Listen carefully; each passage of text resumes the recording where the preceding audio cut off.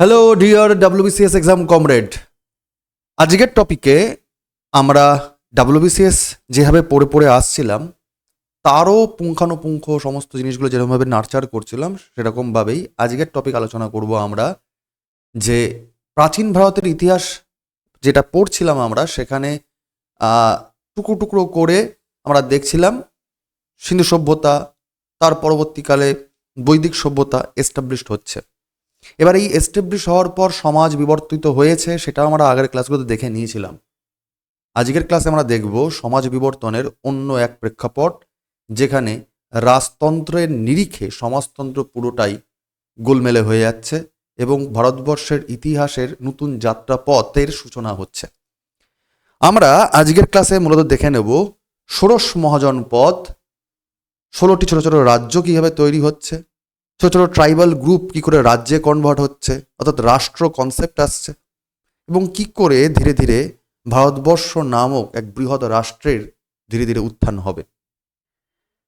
মূলত আমরা যদি খেয়াল রাখি দুটো শব্দ, একটাই শব্দ মূলত দুটো পদ রয়েছে তার মধ্যে। একটা শব্দটা হচ্ছে জনপদ।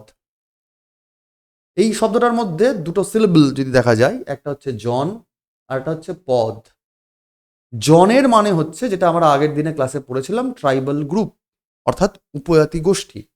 আর পদ মানে হচ্ছে এই গোষ্ঠীরা যেখানে পা রেখেছেন, অর্থাৎ এই ট্রাইবাল গ্রুপগুলো যারা যেসব অঞ্চলে বসবাস করত, যে ভূখণ্ড বা অঞ্চলে বসবাস করত, অর্থাৎ পার্টিকুলার সেই জনজাতির বা সেই উপজাতির যে জনসমষ্টি ছিল যে ভূমিকে কেন্দ্র করে, তাকেই বলা হচ্ছে জনপদ।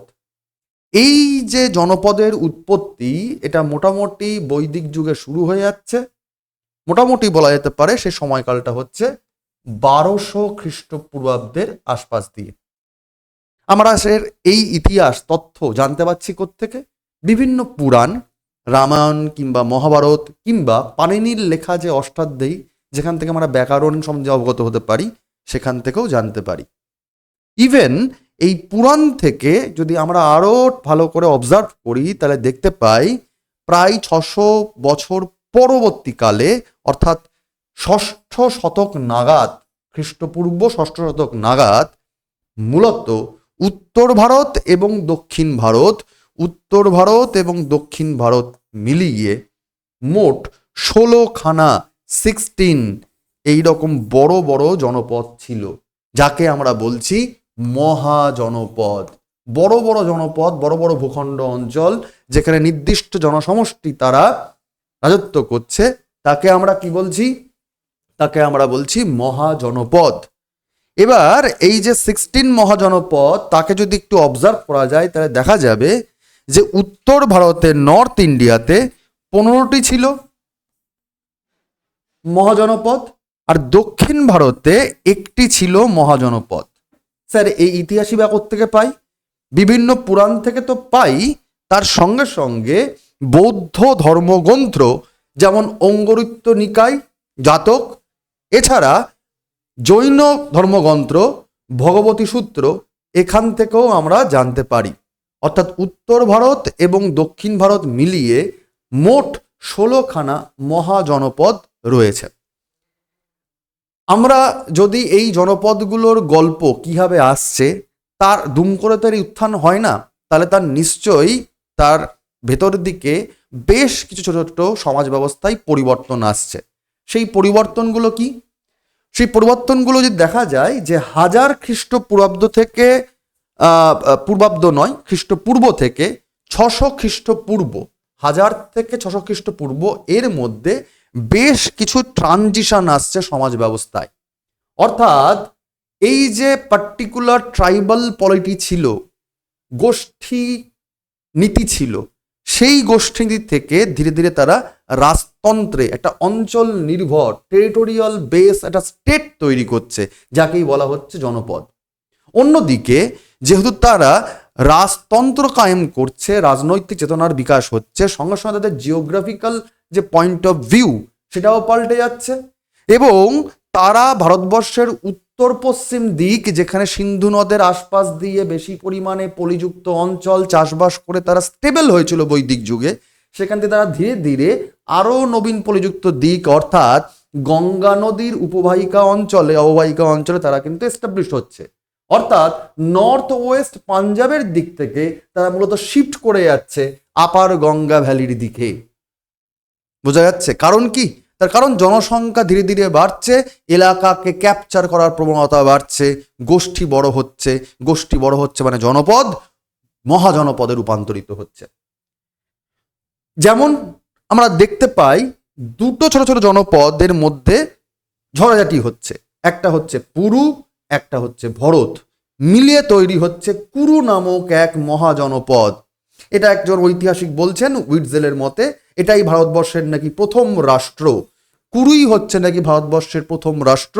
একজন ঐতিহাসিক এবং ইতিহাসবিদ তিনি বলছেন উইটজেলের মতে যে পুরু জনপদ এবং ভরত জনপদ এ দুটোকে যুক্ত হয়ে যুদ্ধ ঝামেলা হয়ে তারপরে কুরু নামক এক মহাজনপদের সৃষ্টি হচ্ছে, বা প্রথম রাষ্ট্র ব্যবস্থার কনসেপ্ট এখান থেকে আসছে। এছাড়াও তুর্ভাস এবং কৃবি এই দুটো মিলিয়ে পরে তৈরি হচ্ছে পাঞ্চাল নামক এক জনপদের কথা। তার মানে টুকরো টুকরো জনগোষ্ঠীগুলি ধীরে ধীরে কিন্তু বড় জনগোষ্ঠীতে রূপান্তরিত হচ্ছে, তাদের অঞ্চল এলাকা ভূখণ্ড তাদের এলাকার যেখানে কায়েম করছে ক্ষমতা, সেই ক্ষমতা কিন্তু বেড়ে যাচ্ছে। এই সমস্ত ইতিহাস দেখতে পাচ্ছি আমরা বিভিন্ন ঐতিহাসিক পুরাণ ইতিহাসে, যেমন 10,000 যুদ্ধের গল্প, সেখান থেকে কিন্তু আমরা এইসব জিনিসের আন্দাজ পাচ্ছি।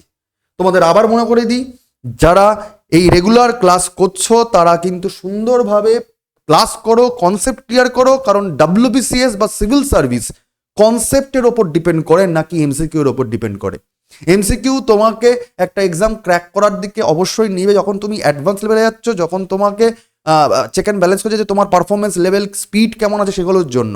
তোমার যদি কোথাও ফাঁক ফোকর থেকেই দেয়, তাই জন্য সবসময় এই যে পড়াশোনাগুলোকে রিভিশন দিতে হবে, টেক্সট পড়তে হবে, তার কনসেপ্ট ক্লিয়ার করতে হবে। সেই নিরিখেই বারবার করে মনে করে দিই, ডেসক্রিপশন বক্সে টেলিগ্রাম গ্রুপের লিঙ্ক দেওয়া আছে। সমস্ত ক্লাস যেমন তোমরা পাচ্ছ, আমি যেমন দিয়ে দিচ্ছি তেমনভাবেই কিন্তু তার সমস্ত। নেক্সট আমরা যদি আরেকটু ইন ডেপথ পড়াশোনা করি, তাহলে আরেক কতগুলো পয়েন্ট দেখতে পাবো। যেমন এই জনপদ যখন আসছে, ধীরে ধীরে যখন মহাজনপদে রূপান্তরিত হচ্ছে, তখন সেই সময়েও বেশ কিছু ক্ষমতার পরিভাষা পাল্টে যাচ্ছে। যেমন রাজতন্ত্রের উত্থান হচ্ছে, ইভলিউশন হচ্ছে, রাজতন্ত্রের গরিমা আসছে, রাজতন্ত্রের ক্ষমতা আরো বেশি করে, রাজার ভূমিকা আরো বেশি করে দেখা যাচ্ছে সমাজ ব্যবস্থায়। ঠিক আছে, আমরা যদি একটুখানি এগুলো সহজভাবে পড়ার চেষ্টা করি, তাহলে কি দেখব? রাজপথ সেটা হয়ে যাচ্ছে একটা সমাজের বৈধ পথ, যেখানে রাজা যা বলবে সমাজ ব্যবস্থা তাইভাবে চলতে হবে। অর্থাৎ রাজা একনায়ক হিসাবে সমাজ ব্যবস্থাকে রিপ্রেজেন্ট করছেন। অর্থাৎ সমস্ত ট্রাইবাল গ্রুপটার একদম হেড যিনি রাজন, তিনি সর্বা, যেটা আগে পূর্ববর্তী প্রতিযোগী কিন্তু দেখতে পাইনি, কারণ সেখানে মানুষজন সভা সমিতির দ্বারা কিন্তু পরবর্তীকালে যে যোগ্য ব্যক্তি তাকে লিডারশিপ দিত, কিন্তু এখানে বংশ পরম্পরায় রাজার কর্তৃত্ব বেড়ে আসছে। অর্থাৎ সাম্রাজ্যবাদী এক উচ্চাকাঙ্ক্ষা ধীরে ধীরে দিচ্ছে যে অন্য এক জনগোষ্ঠীকে মারতে হবে, তাহলে আমার এলাকা বাড়বে, ধীরে ধীরে সাম্রাজ্য বড় করতে হবে, সাম্রাজ্যবাদী এক চিন্তা, এই মনোভাব চলে আসছে। কারণ রাজাদেরকে একজন রেকগনিশন দিচ্ছে, কে? যিনি ঈশ্বরের প্রতিনিধি। তারা কারা? ব্রাহ্মণত্ব। অর্থাৎ ব্রাহ্মণত্ববাদও কিন্তু এখান থেকে উঠে আসছে, একটা ঐশ্বরিক উৎপত্তি হচ্ছে। আমাদের আগে যে আমরা বেদের ক্লাস করেছিলাম বৈদিক এরাতে, সেখানে বেদের নানা রকম পড়াশোনা করেছিলাম, জিনিসপত্রগুলো দেখেছিলাম। তো ঐতরেয় ব্রাহ্মণ অনুসারে ঋগ্বেদে যেটা পড়েছিলাম, ঐতরেয় ব্রাহ্মণ, সেখানে অসুরদেরকে পরাজিত করার জন্য দেবতারা ইন্দ্রকে রাজা হিসাবে নিয়োজিত করেছিলেন, এবং সেই হিসাবেই নানা রকম যজ্ঞের উত্থাপন করা হয়। যেমন আগের ক্লাসে দেখেছিলাম যে বাজপেয় যজ্ঞ কিংবা রাজস্বীয় যজ্ঞ, তার মাধ্যমে রাজা নিজেকে সেই অঞ্চলের সৃষ্টিকর্তা বা রক্ষাকর্তা হিসাবে মানে একটা তকমা দেওয়া হয়েছিল, ক্ষমতা আরোপিত হয়েছিল। সেই কনসেপ্টটাই কিন্তু ধীরে ধীরে ধীরে ধীরে আস্তে আস্তে এই যুগে আরো বেশি করে এস্টাবলিশড হচ্ছে। প্রতিযোগিতামূলক এক পন্থা চলে আসছে যে এই গোষ্ঠীর সঙ্গে এই গোষ্ঠীর লড়াই হবে, ধীরে ধীরে ওই এলাকাটা যে হেরে যাবে তার এলাকাটা নিজের মধ্যে চলে আসবে, অর্থাৎ সাম্রাজ্যবাদী শক্তির এক উৎস তৈরি হচ্ছে এখান থেকে। এবং সেই সঙ্গে রাজা এবং এই যে পুজো আচ্চা করার জন্য এই যে ব্রাহ্মণত্ববাদ, সবের এক সংমিশ্রণ তৈরি হচ্ছে, এক যুক্ত শক্তি প্রভাব দেখা দিচ্ছে। রাজনৈতিক প্রতিষ্ঠান এবং প্রশাসনিক সভার গুরুত্ব হ্রাস পেয়ে যাচ্ছে। রাজা is the boss, king is the boss, তিনি যা বলবেন তাই হবেন, এই রকম কনসেপ্ট চলে আসছে। রাজার সঙ্গে পুরোহিতের সম্পর্ক রাজনীতির সম্পর্কের সঙ্গে সাম্রাজ্যতন্ত্রের নীতিতে রূপান্তরিত হচ্ছে। পুরোহিত রাজার প্রধান পরামর্শদাতা হিসেবে কাজ করছেন। রাজা ও পুরোহিতের সম্পর্ক পৃথিবী ও স্বর্গের সঙ্গে তুলনা করা হতো সেই সময়তে। আমরা শতপথ ব্রাহ্মণ যদি পড়াশোনা করি তখন দেখব যে সোম হলেন আমাদের ব্রাহ্মণদের রাজা। এই রাজকীয় ক্ষমতার থেকে পুরোহিতদের স্বতন্ত্র মর্যাদা বজায় রাখার জন্যই আসলে ব্রাহ্মণের সঙ্গে রাজার সম্পর্ক এস্টাবলিশ করা হচ্ছে। প্রশাসনিক কাঠামো অ্যাডমিনিস্ট্রেটিভ রিফর্ম কি করে হচ্ছে, যে তখনও যেহেতু ব্যাপক পরিমাণে আজকেরকার মতো মডার্ন আর্মি মিলিটারি সিস্টেম তৈরি হয়নি, সেই একই রকমভাবে সেই সময় কিন্তু কঠিন কোনো রকম রাজতান্ত্রিক যে কাঠামো, অ্যাডমিনিস্ট্রেটিভ বডি, বিউরোক্রেসি, সেগুলো কিন্তু আসেনি। তো সুতরাং সেখানে জটিল কোনো বিউরোক্রেটিক সম্পর্ক থাকেনি বা সেরকম স্ট্রাকচার তৈরি হয়নি। তবুও প্রজাদেরকে রক্ষা করার জন্য রাজা তিনি ব্রাহ্মণদের পরামর্শে তিনি রাজ্য শাসন করতেন বা তিনি সাম্রাজ্যবাদী নীতি প্রতিষ্ঠা করতেন। এই যে ব্যাপারগুলো কিন্তু তখন ধীরে ধীরে চলে আসছে।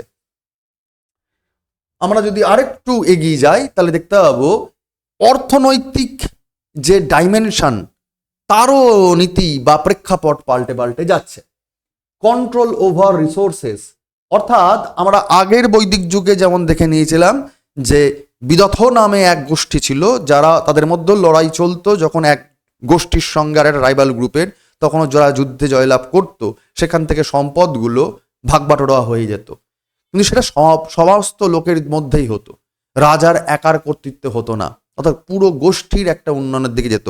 শুরুর দিকে, বৈদিক যুগের শুরুর দিকে, প্রাক বৈদিক যুগের গল্প এগুলো।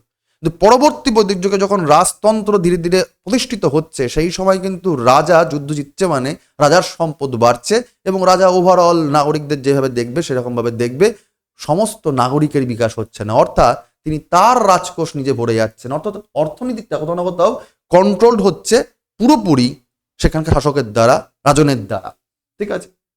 এবং সেই নিরিখে শুল্ক ব্যবস্থা আসছে। আমরা দেখছিলাম প্রাক বৈদিক যুগে বালি নামক যে শুল্ক ভলান্টারিলি ছিল, সেটা পরবর্তীকালে কিন্তু মানে জোরপূর্বক হয়ে যায়, দিতেই হবে, ঠিক আছে।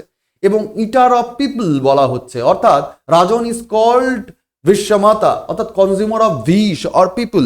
বিষ অর্থাৎ মানুষ, এই বিষ মানে ওই বিষ নয়, বিশ্ব মানে হচ্ছে জনপদ, অনেকগুলো গোষ্ঠী, পরিবার থেকে জন থেকে বিষ হয়, অর্থাৎ অনেকগুলো মানুষের ওপর থেকে ট্যাক্স নিয়ে তিনি কালেক্টর, তিনি ইকোনমি কালেক্ট করছেন।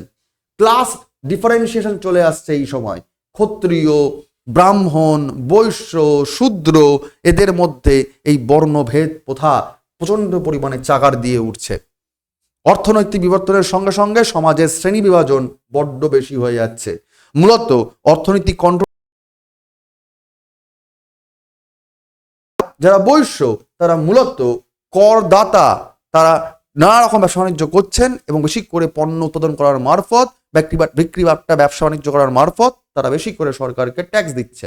এই করে কিন্তু এক অর্থনৈতিক এবং সমাজতান্ত্রিক এবং রাজতান্ত্রিক কাঠামোতে রাষ্ট্র ব্যবস্থা ধীরে ধীরে কনভার্ট হচ্ছে। বর্ণ সিস্টেম পাল্টাচ্ছে, সেটা আগেই বলা হলো।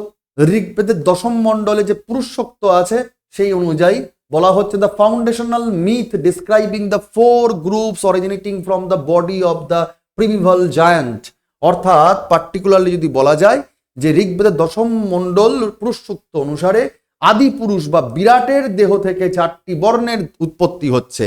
এক, ব্রাহ্মণ, অর্থাৎ বিরাট বলতে এখানে ব্রহ্মের মুখ থেকে যাদের জন্ম, যারা শিক্ষা এবং ধর্মের আচার নিয়ে কালচার করে জীবনযাপন করে, তারাই হচ্ছে ব্রাহ্মণ। রাজন্য অর্থাৎ ক্ষত্রিয়, তারা ব্রহ্মার বাহু থেকে উৎপত্তি লাভ করছে। বিরাট বলতে এখানে ব্রহ্মা সৃষ্টি, কারণ ব্রহ্মার যে পূজা আচ্ছা সেটা বেড়ে যাচ্ছে পরবর্তী বৈদিক যুগে, আমরা আগের দিন একটা দেখে নিয়েছিলাম। তো ব্রহ্মার বাহু থেকে উৎপত্তি হচ্ছে যারা রাজা ক্ষত্রিয় সুরক্ষা এবং যুদ্ধের জন্য।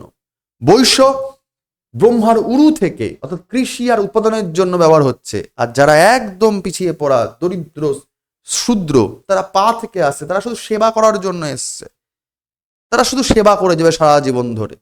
আগে কিন্তু প্রাক বৈদিক যুগে কিন্তু এসব ছিল না। আগে যে যেমন সার্ভিস যেত তারা সেরকম ভাবে তাদের সেই সেই বর্ণ বিভাজন হতো। কিন্তু এখন বর্ণ বিভাজনটা হয়ে যাচ্ছে যে ক্ষত্রিয়ের ছেলে ক্ষত্রিয় আর ব্রাহ্মণের ছেলে ব্রাহ্মণ। পরবর্তী বৈদিক যুগ বা পার্টিকুলার যখন মহাজনপদ বা জনপদ বিস্তার লাভ করে সেই সময়ে কিন্তু এগুলো বেশি করে এস্টাবলিশ হচ্ছে, অর্থাৎ তাদের কোনো রকম এক্সচেঞ্জের ব্যাপার স্যাপার আসছে না।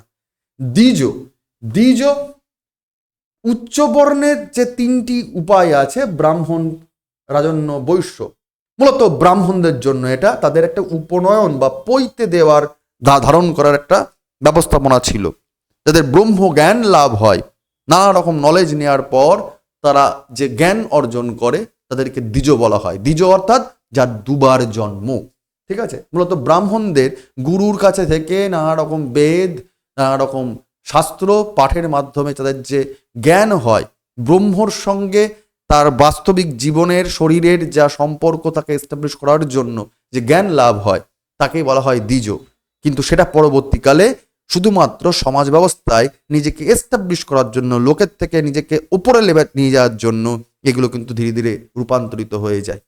ঠিক আছে, অর্থাৎ সমাজ ব্যবস্থা কোথাও না কোথাও এই বর্ণভেদের যে কালো ছায়া তার অন্ধকারে কিন্তু আবদ্ধ হয়ে পড়ে। এছাড়া এই ইন্টার বর্ণা ডাইনামিক্স সেটাও কিন্তু পাল্টে যায়। ব্রাহ্মণ ভার্সেস ক্ষত্রিয়, এই কমপ্লেক্স রিলেশনশিপ তোমাদের আগেই বললাম যে অদ্ভুতভাবে ক্ষমতাকে সম্পূর্ণরূপে এনজয় করার জন্য ব্রাহ্মণ এবং ক্ষত্রিয়দের মধ্যে একটা সুসম্পর্ক তৈরি হয়ে যায়।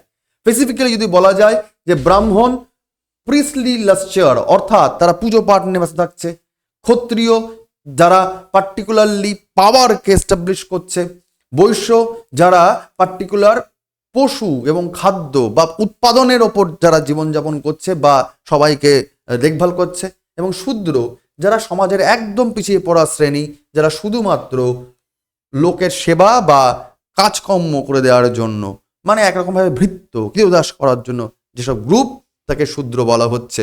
ঐতরেয় ব্রাহ্মণ থেকে কিন্তু আমরা এগুলো দেখতে পাচ্ছি। এবং তারা সব থেকে বেশি নিপীড়িত ছিল। ঠিক আছে, সব থেকে বেশি নিপীড়িত ছিল ব্রাহ্মণ, ক্ষত্রিয়, বৈশ্য, শূদ্র, এই চারটে বর্ণ পারস্পরিকভাবে এই রকম সম্পর্কে নিবদ্ধ হচ্ছে, যারা কেউ ক্ষীর খাচ্ছে তো কেউ নিপীড়িত হচ্ছে। সোশ্যাল ডাইমেনশন, সোশ্যাল স্ট্রাকচার ধীরে ধীরে পাল্টে যাচ্ছে।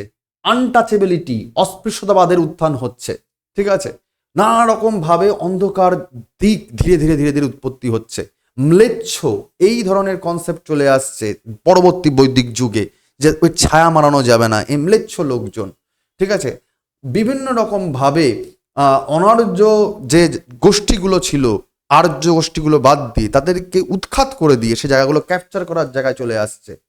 এবং বেশ কিছু কি বলবো, যে আমরা আমাদের অকুপেশন যেমন পাল্টাতে পারি এখনকার দিনে, তখনকার দিনে কিন্তু অকুপেশন পাল্টানোর স্কোপ বড্ড কমে যাচ্ছে।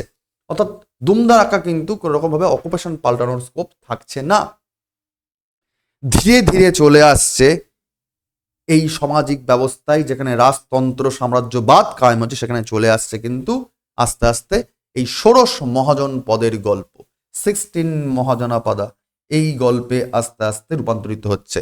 ভারতবর্ষে ধীরে ধীরে ওই ছোট ছোট ট্রাইবাল গ্রুপগুলো আস্তে আস্তে এলাকা বাড়াতে বাড়াতে 16খানা এরকম বড় বড় এলাকাকে নিয়ে টুকরো টুকরো রাষ্ট্র, টুকরো টুকরো স্টেট, রাজ্য, প্রদেশ, এই কনসেপ্টে কনভার্ট হয়ে যাচ্ছে। 16খানা অংশে কনভার্ট হয়ে যাচ্ছে। ঠিক আছে, 16খানা মহাজন পদ তৈরি করে দিচ্ছে। এটা মূলত 6th সেঞ্চুরি BC, যেটা আমি বলছিলাম, 6ষ্ঠ শতাব্দীর দিকে এই গল্প হচ্ছে। এবং এই যুগকে বলা হয় ভারতবর্ষের ইতিহাসের জন্য দ্বিতীয় নগরায়ন, অর্থাৎ আরবানাইজেশন হচ্ছে সেকেন্ড টাইম, যেখানটায় রাষ্ট্র নির্ভর, রাজা নির্ভর, ক্ষমতা নির্ভর এক শক্তির উত্থান হচ্ছে। এবং ভারতবর্ষ নামক ধীরে ধীরে যে আজকের যে রাষ্ট্র কনসেপ্ট তখন তো ছিল না।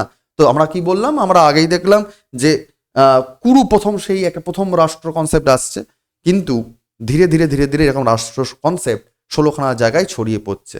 মূলত আমরা যদি এই 16খানা জায়গা কোথায় ছিল, কী রকম তার ফিচার্স ছিল, তার ডিটেল পড়াশোনা করার চেষ্টা করি, তাহলে আমরা দেখে নিতে পারবো যে এক কাশী নামক এক ষোড়শ মহাজনপদ ছিল, কাশী, যেটি ছিল দুখানা নদীর মিশ্রণযুক্ত অঞ্চলে, একটা বরুণা নদী আর একটা অসি নদী, এদের মাঝখানে ছিল কাশী। এটা ছিল অবশ্যই মোনার্কি, অর্থাৎ রাজতান্ত্রিক ছিল, রাজা ছিল সর্বসর্বা। তার রাজধানী ছিল বারাণসীতে, এটা হচ্ছে তার ক্যাপিটালের লিস্ট, রাজধানী। অর্থাৎ কাশী নামক যে ষোড়শ মহাজনপদ ছিল, যে মহাজনপদ ছিল, সেই কাশীর মহাজনপদটার রাজতান্ত্রিক ছিল, রাজা ছিল সর্বসর্বা, বরুণা এবং অসি নদীর মাঝখানে ছিল, এবং বারাণসী ছিল তার রাজধানী, এবং এটা বর্তমানে উত্তরপ্রদেশ তার পূর্ব দিকে অবস্থিত। কোশল ছিল আরেকটি মহাজনপদ, যেটি 3টি নদীর যা মাঝখানে বা পার্শ্ববর্তী অঞ্চলে ছিল, গোমতী, সদানীর এবং সর্পিয়া নামক নদীর সংমিশ্রণে থাকছে। এটাও ছিল মোনার্কি এবং এর রাজধানী ছিল শ্রাবস্তী। কোন অঞ্চল?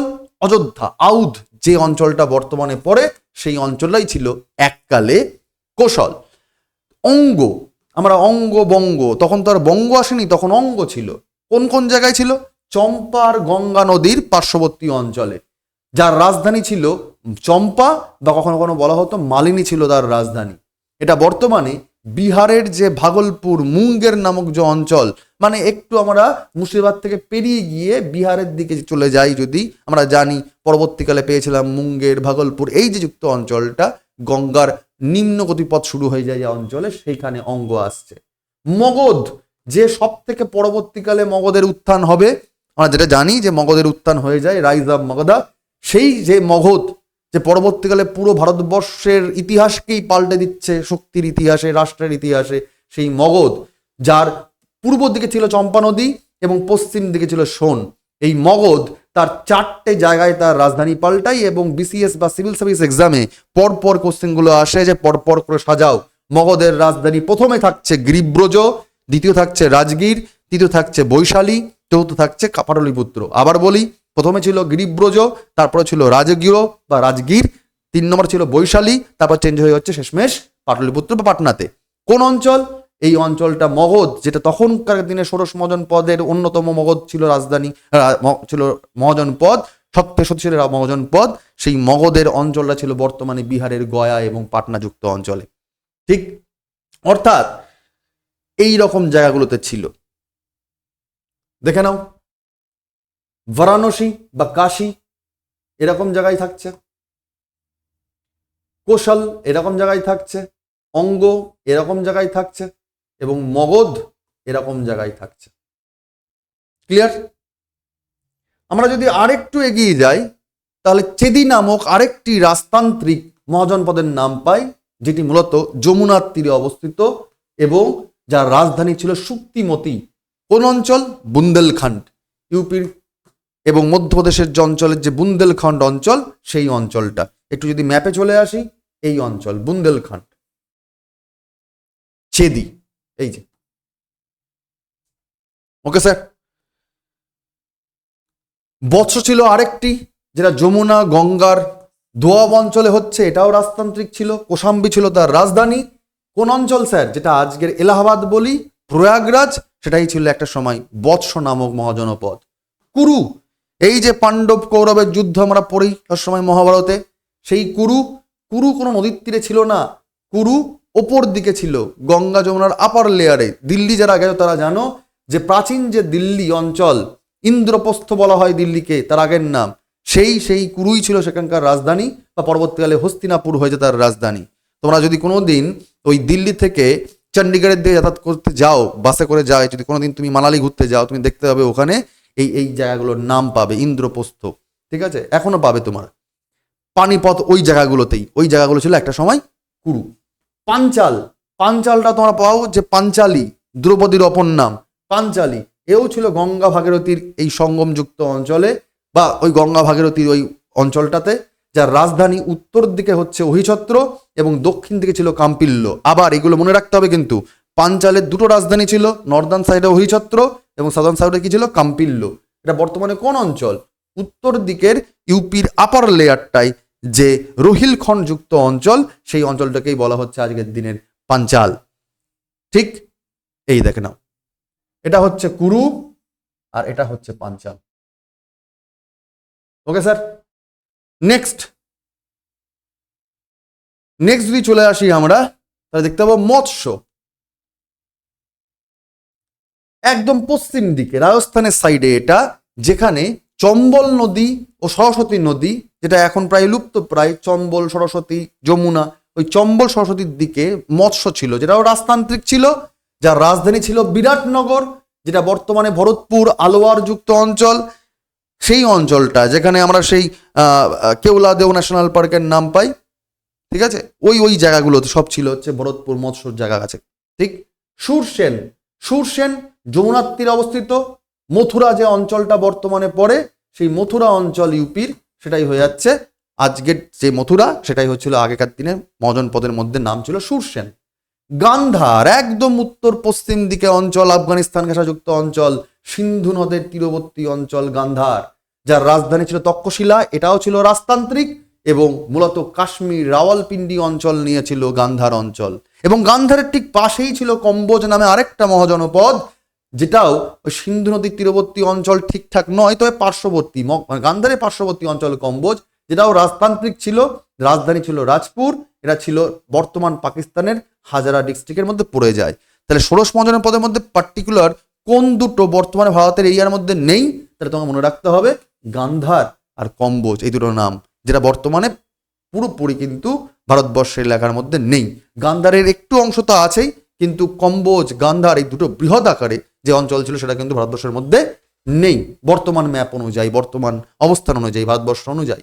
এছাড়াও অবন্তী ছিল, অবন্তীর বেত্রমতী নদীর তীরে অবস্থিত ছিল অবন্তী, যেটাও রাজতান্ত্রিক ছিল, যার উত্তর দিকের রাজধানী ছিল উজ্জয়িনী এবং দক্ষিণ দিকের রাজধানী ছিল মাহিষ্মতি। কোন অঞ্চল? বিন্ধ্য পর্বতের ওপর নিচে যুক্ত যে অঞ্চল, তাকেই বলা হচ্ছে অবন্তী। যে বাহুস্পতি মানে যে মাহিষ্মতির নাম শুনে তোমরা বাহুবলীর নাম মনে পড়ে যায়, সেই অঞ্চলটা অবন্তী। ঠিক, এছাড়া খুব ইম্পর্টেন্ট, সেটা হচ্ছে অশোক ষোড়শ মহাজনপদ। কোথায় অবস্থিত এটা? গোদাবরী, একমাত্র মহাজনপদ যেটা দক্ষিণ ভারতে ছিল। আমরা আগেই বলেছিলাম যে একটি মাত্র মহাজনপদ যা দক্ষিণ ভারতে অবস্থিত আর 15খানা উত্তর দিকে অবস্থিত, সেই একটি মাত্র যে মহাজনপদ, সেটাই হচ্ছে অশোক। আমরা বলেছিলাম দক্ষিণ ভারতে একটি আছে, সেই একটি হচ্ছে অশোক, গোদাবরী নদীর তীরে, গোদাবরী নদীর তীরে, গোদাবরী নদীর তীরে।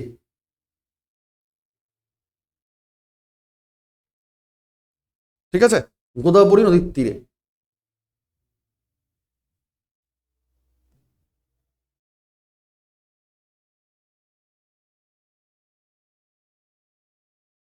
এই যে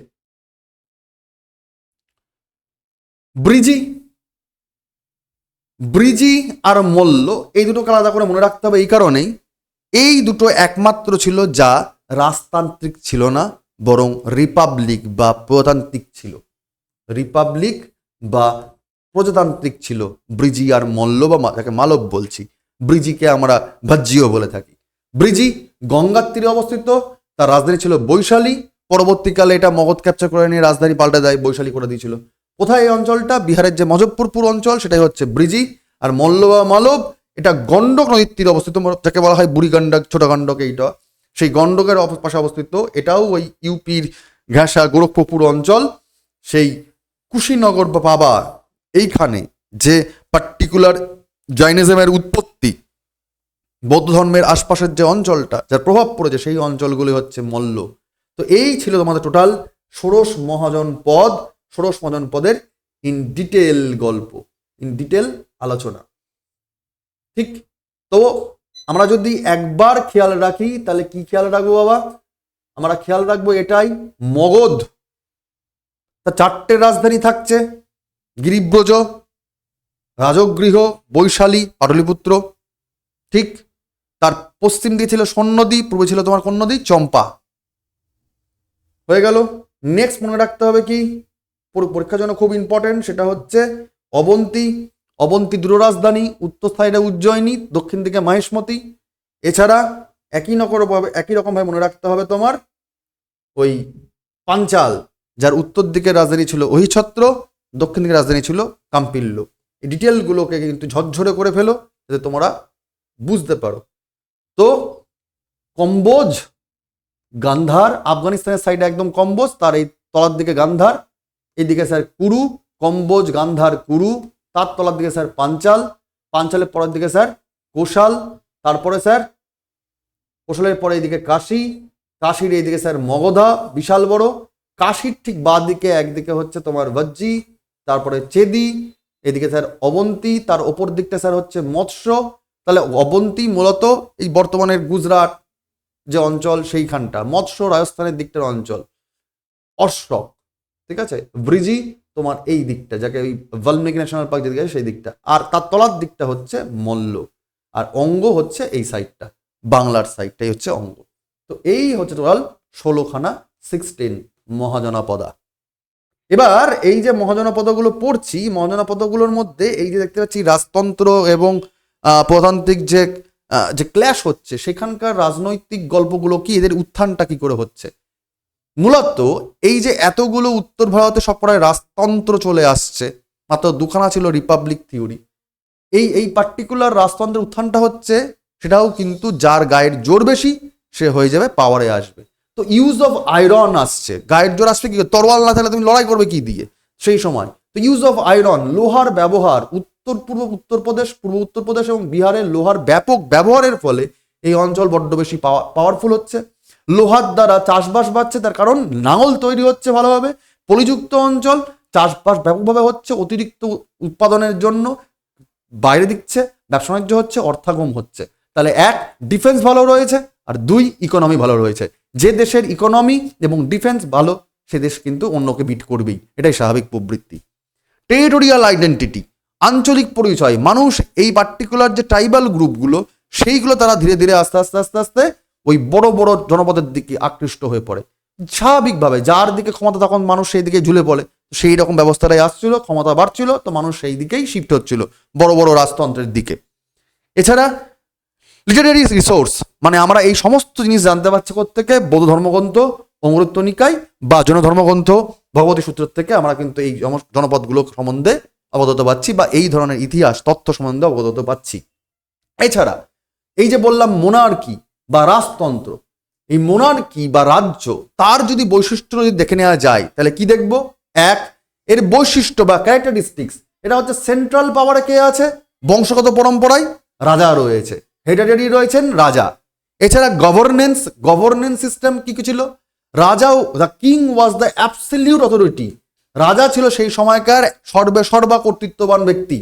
অ্যাসিস্টেড বাই, কার দ্বারা তিনি অ্যাসিস্টেড হতেন, ব্রাহ্মণদের দ্বারা। এবং বেশ কিছু ক্ষেত্রে বড় বড় মহাজনপদের ক্ষেত্রে কি থাকতো, অমর্ত্য অর্থাৎ মিনিস্টাররা থাকতো। যেমন এখন কি হয়, এখন আমাদের দেশের জন্য প্রেসিডেন্ট কার নিয়ন্ত্রণে চলছেন বা কার দ্বারা কি বলে পরিচালিত হচ্ছেন বলা যেতে পারে আর্টিকেল 74-75 অনুযায়ী, সেটা হচ্ছে prime minister and his union of ministers.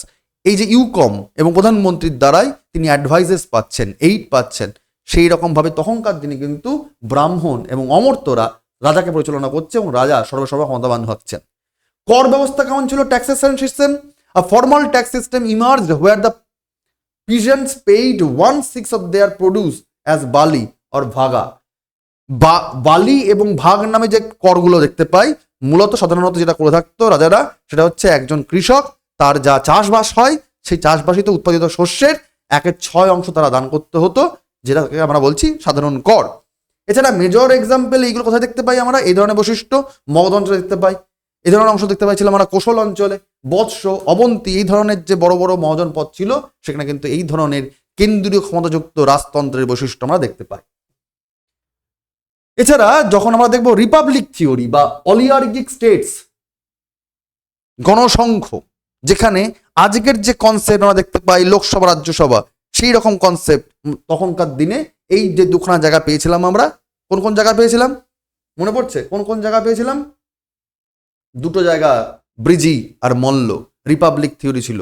এই দুখানা জায়গার বৈশিষ্ট্য কি ছিল স্যার, এই দুখানা জায়গার বৈশিষ্ট্য ছিল মূলত যে এখানে কোনো একক ব্যক্তির হাতে ক্ষমতা থাকতো না, কাউন্সিলের হাতে ক্ষমতা থাকতো। Power has held by an aristocratic council, যারা উচ্চবিত্ত লোকজন, যারা বর্ধিষ্ণু লোকজন, তাদের হাতে ক্ষমতা থাকতো। এই group of এল্ডার rather than a single hereditary Monarch.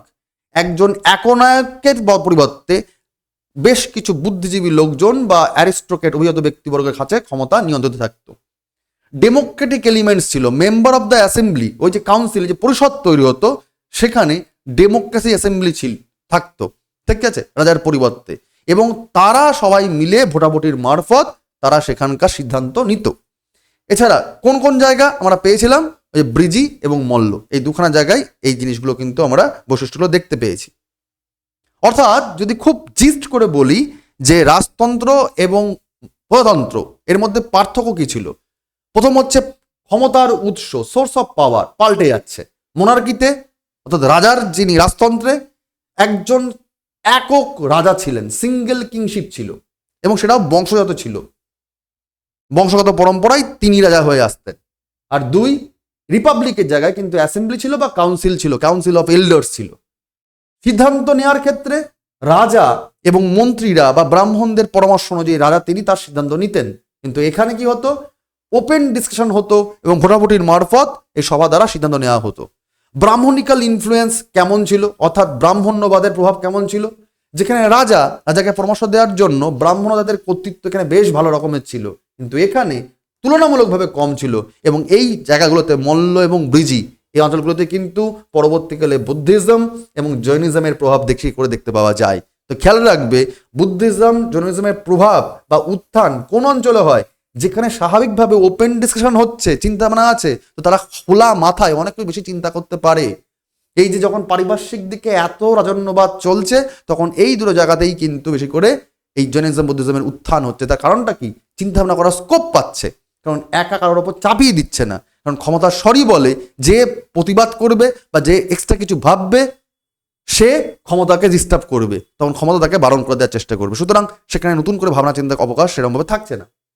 Military পাওয়ারের দিক থেকে বলতে গেলে ক্ষমতা পুরোপুরি রয়েছে রাজার হাতে, তো পুরোপুরি রাজা তাকে কিন্তু পরিচালনা করছেন। আর এখানে মিলিটারি যে ওভারঅল কাউন্সিল বা অ্যাসেম্বলির যারা লিডার, তাদের দ্বারা পরিচালিত হচ্ছেন, সবাই মিলেমিশে সেখানে মিলিটারিকে কন্ডাক্ট করছে। যদিও বলা যায় যে অনেক ক্ষেত্রে এটাও ঠিক যে নৌকোয় যদি মাল্টিপল নাবিক থাকে, তাহলে আবার নৌকো ডুবে যাওয়ার চান্স আছে। একজন লিডারকে একজনই হতে হয়, কিন্তু সেটা যদি এই জন্য ভারতবর্ষে কিন্তু বর্তমান কনসেপ্ট দুই রকম মিলিয়েই রয়েছে। আমাদের যেমন প্রজাতান্ত্রিকও, আমার তেমন গণতান্ত্রিকও। আমাদের প্রজাতান্ত্রিক রিপ্রেজেন্ট কে করে, প্রেসিডেন্ট করে থাকে। এনিওয়ে, তো মূল কি পয়েন্ট বা কি ফ্যাক্টর কি পেলাম, যে উত্তরতম যদি নর্দার্ন মোস্ট ষোড়শ মহাজনপদের নাম বলে, তাহলে কি আসবে, কি দেখেছিলাম, কম্বোজ, গান্ধারের ওপর লেয়ারটা, ঠিক। দক্ষিণতম পয়েন্টের নাম কি হবে, দক্ষিণতম ষোড়শ মহাজনপদ অশ্মকা, যেটা গোদাবরী নদীর তীরে দেখতে পেয়েছিলাম, গোদাবরী নদী, গোদাবরী। এবং একমাত্র সাউথ ইন্ডিয়াতে একমাত্র ষোড়শ মহাজনপদ ছিল এটাই। প্রথম রিপাবলিক ক্যাপিটাল কোনটা হয়েছিল, বৈশালী রিপাবলিক ছিল, ঠিক। আর সেন্টার অফ এডুকেশন কোথায় সবথেকে বেশি পড়াশোনার কালচার হতো, সেটা হচ্ছে তক্ষশিলা, ক্যাপিটাল অফ গান্ধারে, এখানে সবথেকে বেশি পড়াশোনার কালচার হতো, ঠিক। তো ওভারঅল আমরা এই জিনিসগুলোকে দেখে নিলাম যে কিভাবে ষোড়শ মহাজনপদ আসলো। কিন্তু আমরা এও জানি এই এতগুলো ষোড়শ মহাজনপদের মাঝখানে কিন্তু একটি শক্তি উত্থান করছে, সেটা কে, সেটা হচ্ছে মগধ। তো মগধের উত্থান কেন হয়েছে, আমি যদি খুব ছোট্ট করে পয়েন্টগুলোকে সিনোপসিস করে দিই তোমাদের সামনে, তাহলে দেখব এখানকার রাজাদের মধ্যে সব থেকে বেশি আগ্রাসী উচ্চাকাঙ্ক্ষা ছিল, সাম্রাজ্যবাদী নীতি ছিল, যে তারা পুরো ভারতবর্ষকে, পুরো প্রত্যেকটা ষোড়শ মহাজনপদকে ক্যাপচার করবে। এরা আরো বেশি করে এগিয়ে যাওয়ার তাগিদ ছিল সাম্রাজ্যবাদের নীতির দিক থেকে। যেমন আমরা দেখতে পাই বিম্বিসার, যেমন অজাতশত্রু, তারা কিন্তু যুদ্ধ নীতি করছে, বৈবাহিক সম্পর্ক তৈরি করছে, যাতে একে অপরের সঙ্গে এক একটা রাজ্যকে পেয়ে যেতে পারে, ইনক্লুড করে নিতে পারে, ষোড়শ মহাজনপদ ধীরে ধীরে আরো নিজেদের আন্ডারে নিয়ে আসতে পারে। তো এইটা কিন্তু দেখতে পাচ্ছি মগধের মধ্যে এই চিন্তা ভাবনার প্রকাশ। এবং এই চিন্তা ভাবনাকে সাপোর্ট করছে কে, ভৌগোলিক অবস্থান। কারণ যে রাজধানী ছিল মগধের রাজগৃহ, সেটা কিন্তু আশপাশ দিয়ে 5খানা পাহাড় দিয়ে ঘেরা অঞ্চল ছিল। এবং পরবর্তীকালে যে পাটলিপুত্র যে রাজধানী হয়, সেটা গঙ্গা এবং সোন নদী এবং চম্পার মাঝখানে থাকার জন্য কি হয়েছে, সব চারিদিক থেকে নদীমাতৃক হয়ে যাচ্ছে। তাই নদীমাতৃক হওয়ার জন্য ট্রান্সপোর্ট সিস্টেম ভালো, ব্যবসা বাণিজ্য ভালো হচ্ছে, ট্রান্সপোর্ট ভালো হচ্ছে। আবার নদীমাতৃক থাকার জন্য পলিমাটিযুক্ত অঞ্চল, কৃষিকার্য ভালো হচ্ছে। আবার সেখানে লোহার উৎপাদন থাকার জন্য ভালো পরিমাণে ভালো জাতের তরোয়াল তৈরি হচ্ছে, তো ডিফেন্স সিস্টেম ভালো হচ্ছে। তো যার কাছে ভূগোল ভালো আছে, যার কাছে ইকোনমি ভালো আছে, সে তো অন্য লোককে বিট করবে, এবং যার মধ্যে আবার আগ্রাসী চিন্তাভাবনাও রয়েছে। অর্থাৎ প্রাকৃতিক সম্পদ, ন্যাচারাল রিসোর্সের ভালো রিসোর্স রয়েছে, ফার্টাইল প্লেন রয়েছে, উর্বর ভূমি রয়েছে, এবং ভিশনারি রাজা রয়েছে। সবটা মিলিয়েই কিন্তু সাপোর্ট পেয়ে গেছিল মগধ ষোড়শ মহাজনপদের মধ্যে অন্যতম মহাজনপদ, যে 15খানা মহাজনপদকে পরবর্তীকালে লিড করে দিচ্ছে এবং নিজের এলাকার মধ্যে বা নিজের সাম্রাজ্যের মধ্যে অন্তর্গত করছে। ধীরে ধীরে মগধের উত্থান হচ্ছে, ধীরে ধীরে রাষ্ট্র কনসেপ্ট, যেটা আজকের যে রাষ্ট্র কনসেপ্ট, সেটাতে রূপান্তরিত হচ্ছে। এর আগে কিন্তু সেরকমভাবে রাষ্ট্র কনসেপ্ট সেরকম অর্থে দেখা যাচ্ছে না। ধীরে ধীরে রাজতন্ত্র, রাষ্ট্র কনসেপ্টের উত্থান হচ্ছে। তো আজকের ক্লাসে আমরা ইতিহাসের বিবর্তনবাদ কিভাবে আসছে, ভারতবর্ষে আজ রূপ নিচ্ছে, সেই দিকে কিন্তু ধীরে ধীরে আমরা এগিয়ে চলছি। তোমরা মন দিয়ে পড়ো এবং এগুলোকে ভালো করে নোটগুলোকে অ্যানালাইসিস করো। যা যা দেওয়ার দরকার আমার তরফ থেকে সমস্ত কিছু দিয়ে দিচ্ছি। পড়ো, লড়ো, আর মনে রাখবে সিভিল সার্ভিস মিন সিভিল সার্ভিস, ডাব্লিউবিসিএস মিন ডাব্লিউবিএসএস। সুতরাং তাকে কোনো রকমভাবে কিন্তু ফাঁকিবাজি করে পড়া যাবে না। ডেপথে পড়ো, কনসেপ্ট ক্লিয়ার করো, তবেই এক্সাম ক্লিয়ার হবে। Thank you and best of lakh.